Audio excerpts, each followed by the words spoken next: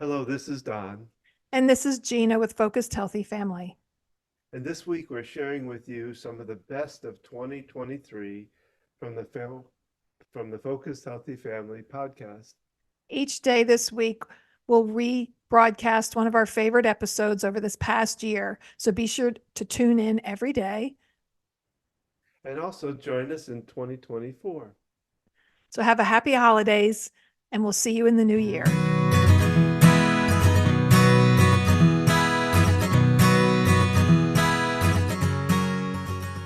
Veronica is 15 years old. She's living with her father.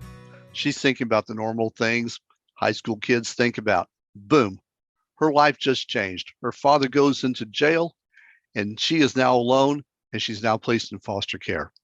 At 15 years old, she's only got a few ways that she could get out of foster care. First one is for the agencies to find a relative that she could go live with. So the foster care agency does their work. Unfortunately, they only find one relative of her father, an uncle, and he died 3 years ago. At this point, at 15 years old, that means she's pretty much guaranteed to stay in foster care because the adoption rate for kids at 15 years old is about 1%. And at 18 years old, she'll end up on the street. She'll age out of the foster care system. 80% of foster kids who age out end up becoming homeless, going to prison, turning to crime to get money for food and shelter, or she could become a sex trafficking victim as little as 6 hours from the time she leaves her foster home.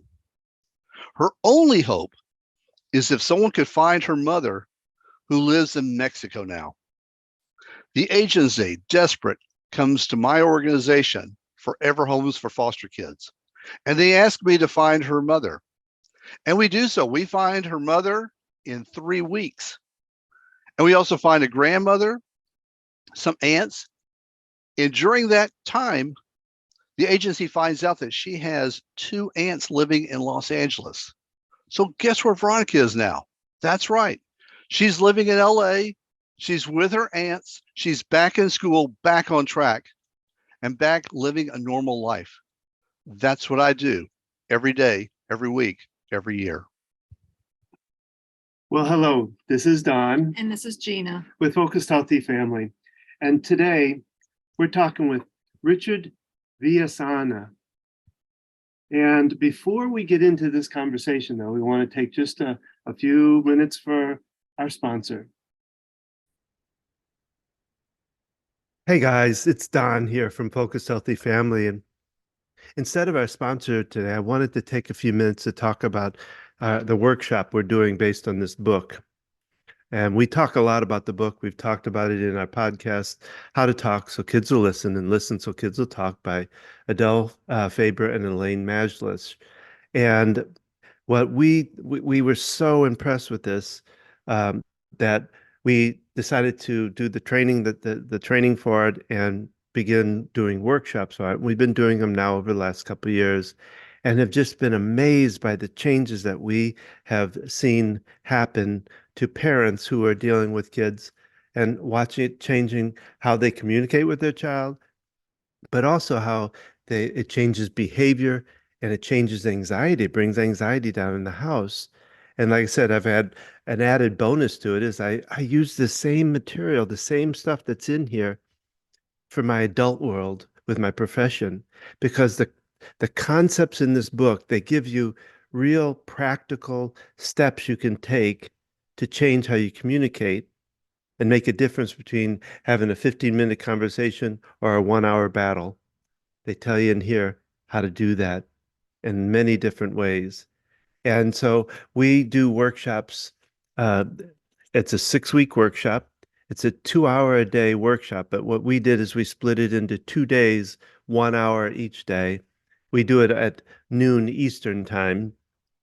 And we have had people all over the world that have come onto the class, and really neat stuff. And I'm going to play for you one of the parents' testimonies on what they thought of the class. So listen and see what they said.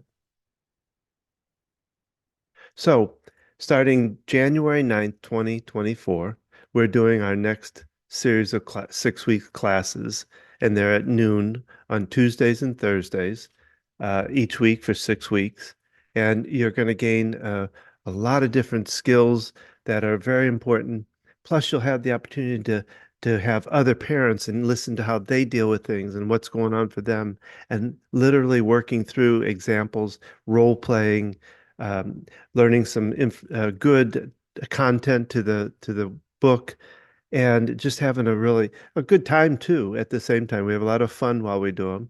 I hope that you can join us for this workshop. Again, it's all virtual via Zoom, and it's 6 weeks starting January 9th. You can find out more information by going to focusedhealthyfamily.com/workshops, where you're going to find out all about this wonderful workshop on how to talk so kids will listen and listen so kids will talk. Hope you join us again. focusedhealthyfamily.com/workshops. Thanks. And we're back. And again, today we're talking with Richard Villasana. And Richard is the founder of the nonprofit organization called Forever Homes for Foster Kids. It is a leading international authority on immigration issues and foster families. Richard is also the author of the book Do No Harm, about families separated at the Mexico-US border, the government's failing reunification efforts, and foster care system in crisis.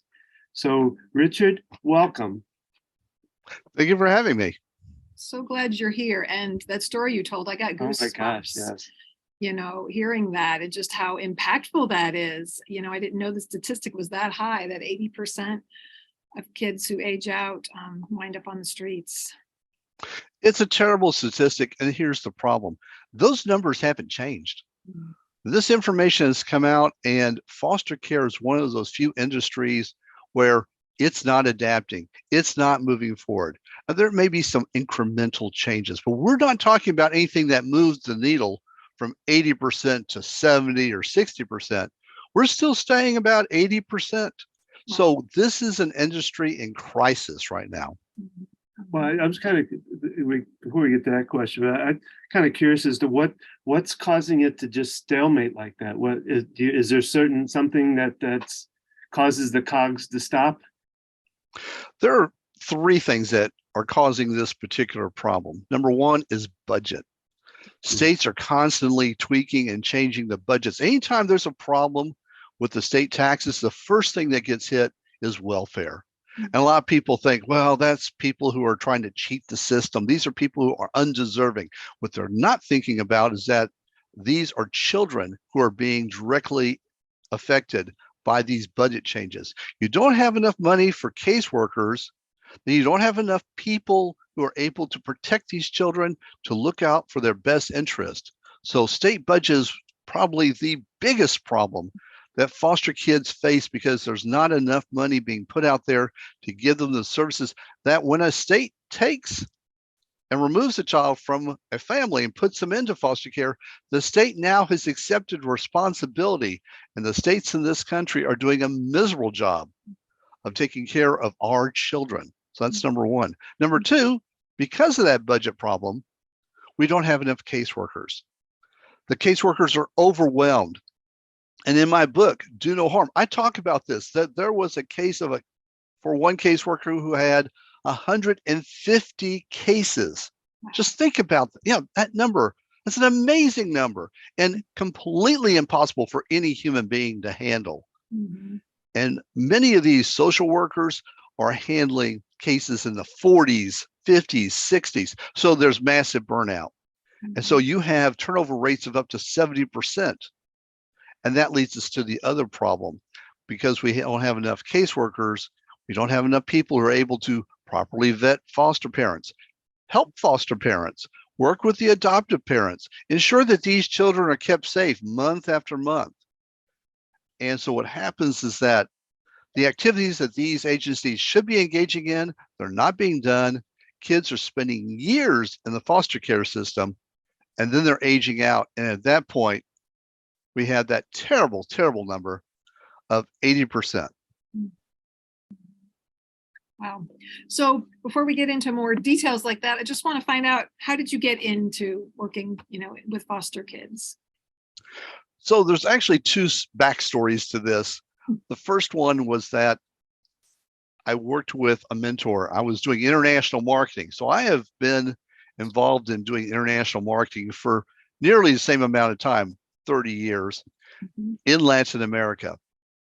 I was very lucky to meet this gentleman who was in who's who of at least half a dozen countries, who did work on behalf of the Department of Defense, foreign governments, US government, the Fortune 500, doing purchases throughout Latin America. And he took me under his wing and was my mentor. And so I have worked with almost every country in Latin America. And during that time, he found that I had a knack of finding officials. And for me, the information was there, it was pretty obvious, but not to a lot of people. And so I'd find these key individuals. And then later, we had this one moment that really impacted my life and changed the course of what I was going to be doing. And that was we were working together in an office, and his name was Antoine, my mentor.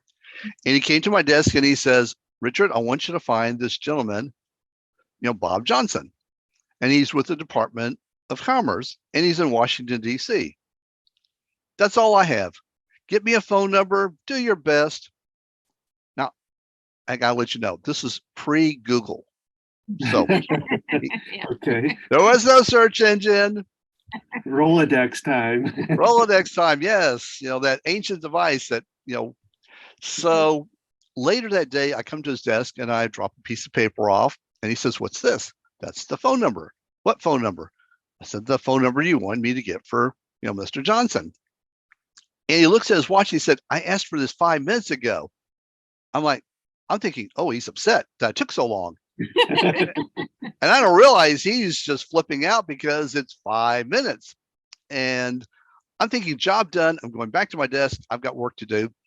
And I'm walking away. He says, "You're not leaving until you explain this to me. How did you do this?" So I said, "Well, that's easy. I called Betty over at the Economic Development Center, and she got me to John over in DC. And I talked to John for a minute. He gave me to Suzanne, and Suzanne gave me the number."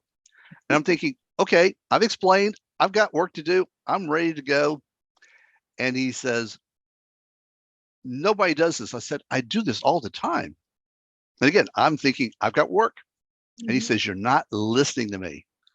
And I had worked with Antoine enough to know that when he said that, I was missing a really important life lesson. So I kind of chilled, got in front of his desk, relaxed, and said, "Okay, what am I missing?" He said, "You know my background. You know all the people I have met. When I tell you that in all my travels, I have never met someone who can do what you just did, that means something." I said, "Well, I do it all the time." He said, "It doesn't matter. There is value in what you do." And that was the first time someone had pointed this out to me, and also someone that I respected, so I was listening. And that made me realize I had this gift of finding people, something that I thought was so simple, but that he pointed out was something very important and very valuable in the right situation. And that's what got me started, because what happened is some of those people I had helped before professionally started calling me up and saying, "I have this brother. I haven't seen him in 10 years. What do you think?" And I would find them. And I would have people say, "I went to college with this person. Do you think you could find them?" And I found them. And then all of a sudden, I started getting phone calls from foster care agencies saying, "We've heard about you, and we have a child who's in foster care, and they have a relative in Mexico or Central America. Can you help us?" And I'm like, "Sure." And that's how this started. It was not like I had some really great plan. I sat down with a career counselor at college. They said, "Listen, you can be an accountant, attorney, and oh, by the way, you can be an investigator internationally." Didn't work out that way, but that's essentially what happened. Okay. So you started doing it just sort of on the side before you grew the organization, it sounds like. Absolutely. It was not like this was my full-time day job. This was just something I would get these cases and I would handle them. And it just kind of grew from there organically. And so tell us more about your organization and how they help foster children. So the organization is Forever Homes for Foster Kids. And this has been ongoing and kind of growing for 30 years. And what we do is, what happens with a child is when they come into foster care, just like for Veronica, they come in and maybe there's an aunt or uncle or someone nearby and they know about the problem, why the child got pulled out of the family in the first place. Maybe it was because of abuse, maybe because of neglect, but there may be a relative nearby. And so the foster care agency can put the child with that relative. That's great. And it does happen, but not all the time. So sometimes the parents are living apart from their family who is in another city or another state, and they have to reach out to them. And this is where foster parents are very important. So the child is in foster care right now. We're trying to get that list. And this is what we call family finding. It's a process. And the process is really simple.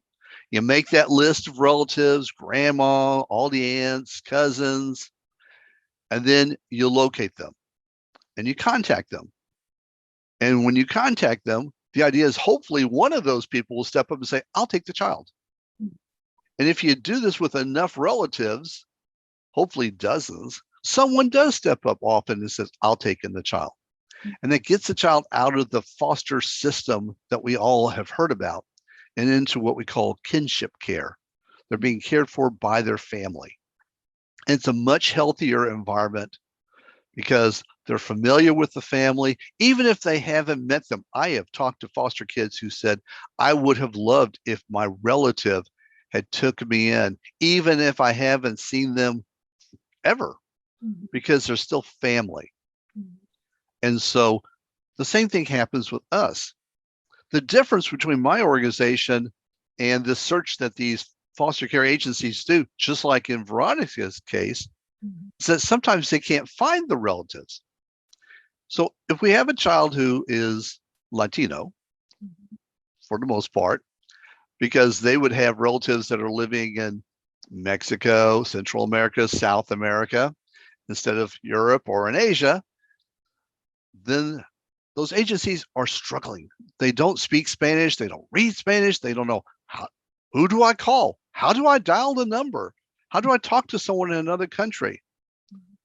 And so they come to my organization because that's what we do. We have found relatives throughout Latin America, Brazil, Argentina, Dominican Republic, Mexico, too many cases to count, Central America. That's what we specialize in. We'll find those relatives, get their contact information, give it to the agencies so they can pick the phone up, make that connection, and move the child and get the child out of foster care. Now, I'm going to anticipate the next question, which is, Richard, does that mean the child is shipped off to Guatemala? No. Almost every family member in Latin America knows of someone who's already living in the United States. It could be an aunt, just like in Veronica's case. Could be a great uncle, could be a grandparent, could be an older sister. And they will gladly tell the foster care agencies, so that in Veronica's case, she didn't go to Mexico, she went to LA. And that's what happens in these cases, because most of these kids, when I say Latino, that doesn't mean immigrant. It means a US born child of a US born parent. And so those are the majority of kids who are in the foster care system, 90,000 of them. How would what would you say is the success rate when you do find a family member? Do they some of them still turn them back, or return? Or say they can't. You can't find somebody. So our success rate is about 85%. That's good. Which is actually it's a very high number. The success rate of agencies in the US using US databases is roughly 85%. So, and we're doing this internationally in places where there is no master database, there is no US search. You don't Right. pay $2 and be able to find 5 people. Doesn't work that way in these countries. Right. It sounds like you have to really know some connections in those countries to be able to do that. Make those somebody in government or in other agencies down in Latin America to make those connections better. It really depends upon the case. We do everything, and that is part of our success, is that we are very open. So we don't have one size fits all, and that's the problem we have up here. Mhm. The only option for many agencies is to pick the phone up and maybe call a consulate. But those people are busy. Number one, they have jobs, they have work, and their work is not to go find people living in their country. That's not their job. So they're calling, I could say, the right people, but those people are not often in a position to help. And so that's all they have. Mhm. We don't have those limitations. And this kind of leads into the work that we've been doing presently for the federal government. You mentioned about the children who were separated at the US-Mexico border in 2017 and 18. And just to kind of refresh this, more than 5,000 families that came to the US border in 2017 up to 2020 had their children separated from the parents. And this wasn't a separation where they thought, well, maybe this adult isn't the father of the child. No, they knew they were the father of the child. They had papers Mhm. identifying that here's the birth certificate, here's my birth certificate, here's our legal document showing that we are a family. But they got separated under a policy called zero tolerance that got initiated in 2017. Yeah. So about 2020, the US government had been doing some work, and they had had some success finding some of these families out of this 5,000 plus number that we're talking about. But they weren't finding everyone, and they were getting a little stuck. And they had some cases that they had worked and they had gone nowhere despite best efforts. Mhm. Mhm. And at that time, I got a call. Hmm. And I got invited in because of my expertise Mhm. to help on behalf of the federal government to help them locate these families. And that's what I've been doing for the last year and a half, is working throughout Central and South America, finding families that other agencies simply could not find. And we have been closing, again, 85 to 90% of those cases. We have been finding those relatives, and now those parents are being brought, and the reification process is moving forward. It's That's wonderful. one, yeah, that That is. is just wonderful, because that broke my heart, when I heard that story, and it just, parents being separated from their children, just, the best place for a child is with its parents, and it's just crazy that that happened. And so I just want to thank you for all the work you've done with that, and to help with that, because that is important. Yeah, I don't think any parent out there didn't have their heart ripped apart listening to that kind of information and finding out that that was happening, and to watch it happen. A lot of times they were showing it, um, maybe if you could, I'd like to know, we've talked about some of the challenges so far that foster kids run into, but kind of give us an idea of what their life is like, and maybe even their daily life, and then what challenges that they face. Like I said, we've talked about some of them now, but I'd like to expand on that a little bit. So let's talk about an environment that people are really familiar with, school. Mhm. Okay. So you have a child who's in foster care. Now, many of these kids, they don't have a full wardrobe. They may have one pair of pants. They may have one pair of shoes. And it all depends upon the foster parents. Some foster parents, just like all parents, some are great parents. Some are the kind of parents that you wish you had. Some are the kind of parents that you're very happy you don't have. And the same thing happens in foster care. And so kids may or may not have new clothes. They may have hand-me-downs. And so that can be a problem, because let's face it, there are a lot of kids who are thinking materialistically. They're thinking about having the latest style, the newest shoes, the right jeans. Well, that doesn't work real well with foster kids, because they're just happy to have clothes. And a lot of times when they're moving, and foster kids move about twice a year. So think about that. Everything you've known changes. The house layout, the rules of the house, what you can eat. You could be in a house where maybe you were able to have French toast and you had syrup and you had powdered sugar. And now you go to a home and they say, well, you can have syrup or powdered sugar, but you can't have both. Try explaining that to a 5-year-old child. Why can't I see the powdered sugar in front of me? Why can't I have that? Just the rules of the house. So we have ideology that can be different, religious views that can be different, that can completely mess up a child.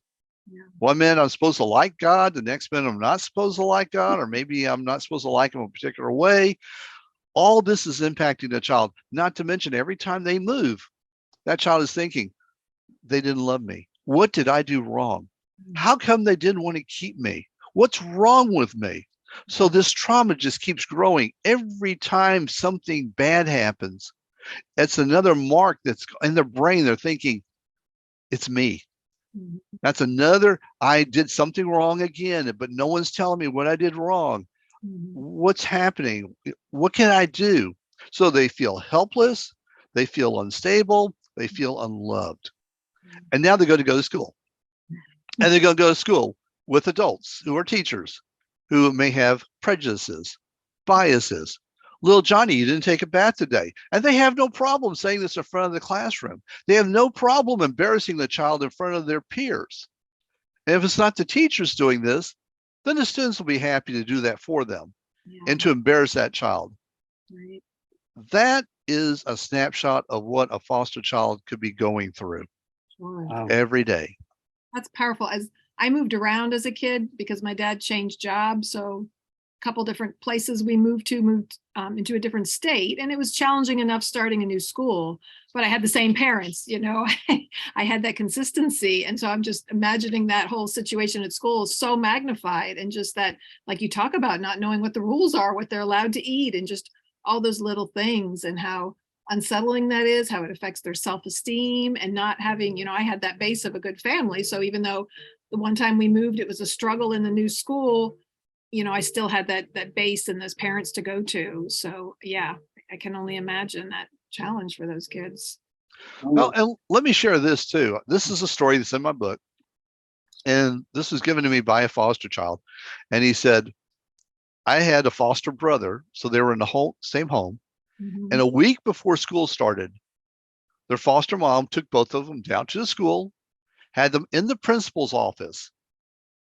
And the principal said, look, I know you're foster kids. If there's any problems, I'm coming after you two because you're probably starting it. Oh my gosh. And this foster kid wrote, he said, that's my introduction. I got betrayed by my foster mom, who clearly didn't trust us. I got betrayed by my administrator, who thought we were criminals because we were foster kids. And we hadn't even started our first day of school. These are some of the abuses that foster kids have to put up with, and they don't have someone standing up for them like kids do when they have a father who calls the school board or a mother who calls them out or goes to social media. These kids often don't have that person protecting them. Yeah, Well, and I can imagine too that you talk about the fact that not enough workers, caseworkers and all, that the quality of the parents then can be, you know, it's tough to get quality parents because you don't have anybody like, you know, vetting them, I guess, you know, it seemed like that's part of the problem. So you're absolutely right. What happens is this: when you have caseworkers who are so overburdened and overworked, they have to cut corners. And caseworkers have come out and said, look, I have a choice. I could go visit the children that I have under my care, or I could do the paperwork, because if I don't do the paperwork, I get fired. So I have to make a choice. Which kids do I not check on this month to ensure that they are safe and that they're getting fed and that they're in a safe environment? So that drops off. Then that also impacts the vetting process. So maybe they have someone who's in the system, but they're not top choice. And they can't check to make sure that that child's safe when they give them to someone who's not top choice. And the foster care system does have people who present well, look great, and who are pedophiles. That's a fact. And these people are in the system. And what happens is these caseworkers feel so pressured to find a home for a foster child, because some of these kids right now, today, are going to sleep in a motel room. They're going to sleep on the floor of an office at their foster care agency. They're going to sleep on the break room floor.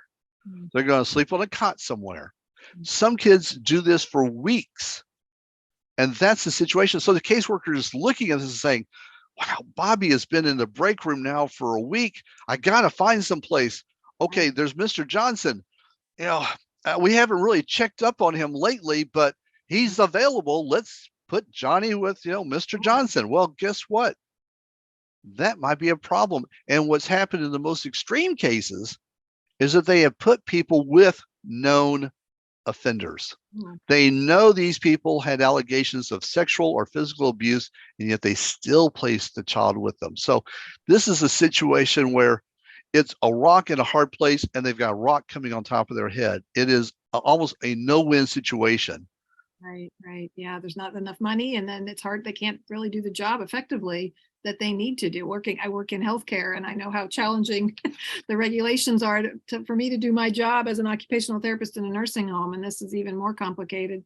You're talking about kids and their lives and where they live. And This is heart-wrenching. it is. So I We're going guess to adopt 5 children. yes. tomorrow. So I guess somehow looking on a lighter side, are there solutions out there? Yes. And I mean, you're one of the solutions I see, but are there other solutions out there, and what are they? There are definitely solutions. And yes, you're right. We do need to talk about hope at this point, because you can't have a situation like this and overlook the good. And there's a lot of good. So number one, and I highlight this again in my book, that we need to give the thanks to the foster parents, the ones who come in with the right heart, the good heart, who open their home to this child they've never met, who may have trauma and stress and other mental issues just from everything that's happened to them. And they bring them into their home and treat them just as any other child. That's number one.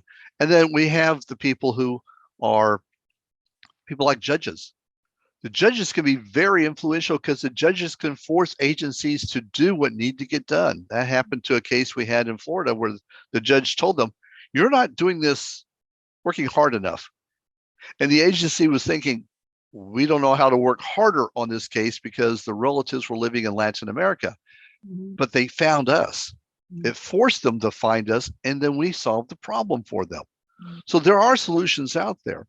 And the biggest solution for foster care, aside from budget, is family finding. There are agencies across the country. This is a concept that's been around for almost 30 years. It's a simple concept. Remember, we make the list of relatives, we track them down, we contact them and say, hey, you have a child in foster care. Would you like to help? Pretty straightforward. If the agencies do it. But a lot of agencies don't do that. Or what they'll do is they'll find 10 relatives, and because they want to cut back on budget and costs, they'll say, you know what, only send one letter out. Well, what happens to that relative is the one relative who's having a bad day. They got laid off. Something has happened to them. They physically can't handle it. They had COVID. Now that means that child stays in foster care. It doesn't have to be that way. So the expansion of family finding, looking for relatives, tracking them down, notifying each and every one of them could definitely lower the number, because we have more than 400,000 children in foster care at any one time. Clearly, family finding works. People will take these kids out of the foster care system into kinship care. It is one of the easiest, cheapest ways to reduce these numbers and to help these kids and get them back to a stable, loving environment. And there are people who right now are doing that. There are caseworkers who are just working themselves to death because they love these kids and they want to do everything they can for them. The foster parents, the adopted parents, and the people who support them, the people who donate to nonprofits like mine, who help us because we can't do it alone. We need that, those donations. We need those contributions so that we can go and do this. Right. So when you talk about the kinship care, when they're placed with a family, does that become a legal adoption then? Or how do they make it permanent somehow as far as legally, like I say, adopting them, or what happens with that? It's a great question. It's a little expensive, and here's why. So 50%, give or take, of children that go into foster care do go back to their parents. Mhm. Maybe the reason they came out is because the parents needed a little extra money. Maybe it's the parents just weren't very good at cooking. They didn't know how to keep house. They didn't really, they didn't know who to go to for medical care. Mhm. Maybe it's just simply a matter of education. Now, it could be a matter of maybe we need to take you to some classes so you can learn how to be a better parent, how Mhm. to manage your anger, how to redirect your frustration, maybe help you get a job, whatever. Mhm. 50% or more of the time, the children go back to their parents.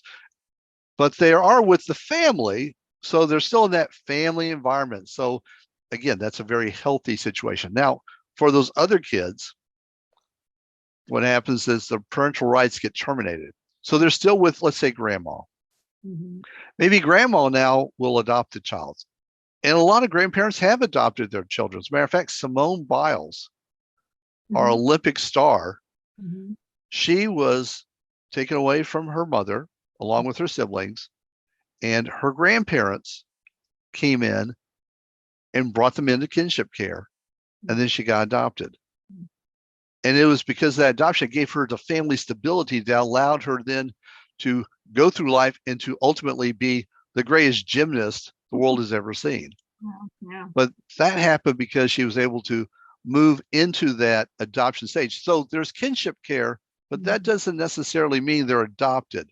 Right. They may stay with the grandparent until they age out, and that can happen, Mhm. but at least they have the family connection. That's the biggest thing that family finding does. It Yeah. gives them that family connection so they know that maybe they can't afford to pay everything. They can't afford to give them a big house or a new car, but they know I can call grandma. Grandma will listen to me. Grandma loves me. Mhm. Yeah. Yeah, that's. I have a friend who fostered her, I think, sister's kids for a couple years, and I think they're back with the sister now. But yeah, just being with family, like you said, whether they have met these relatives or not, that means something, that it's family. And I just can imagine how much better a situation that is for the kids. Otherwise, like you described, every time they get moved around, why are they moving me? What did I do wrong? And it probably often has nothing to do with the child, but the child doesn't know that. And they make all kinds of assumptions. Well, before we wrap up, I want, is there any other message that you would like to get out to our audience about what you do and how, and the foster? And how people can become involved, and even without becoming a foster parent, what other things, like you talk about, the organizations like yours, they need the financial support to continue this work and to make things happen. So any other things that people can do to support foster children in some way? Absolutely. Nonprofits are there because we realize there are people who are working their work. They have their own families. They want to give, and they just simply can't do the work. And that's what we're here for. Mhm. We're here for people. They can support us and know that we're making a difference, that their money is being well spent, and that we are out there doing something. It's just not fluff. We are getting these kids back to their families. These kids are getting out of the system. They are living healthier, safer, better lives now that we've been able to do this. So these are hard results that we're able to do for these families. Mhm. So people can find out more about us at Forever Homes for, that's FOR, fosterkids.org. That's our website. They can find us, Forever Homes for Foster Kids, on Facebook. Right now, we've got a post about 2 kids. We're very much an advocacy group. So we help other organizations. Mhm. We help people understand, how can I become a foster parent? How can I become an adoptive parent? We're Mhm. constantly giving out this information to help. And finally, the best way for anyone who wants to know about the foster care system, the problems, and the hope, Mhm. and how we can turn this around is with my book, Do No Harm. It's on Amazon. They can get the book. The proceeds go to help foster kids. It's all about the children and changing their life for the better. Wonderful. Well, wonderful. we will remind our audience, we will be putting all that up on the Focused Healthy Family podcast.com website.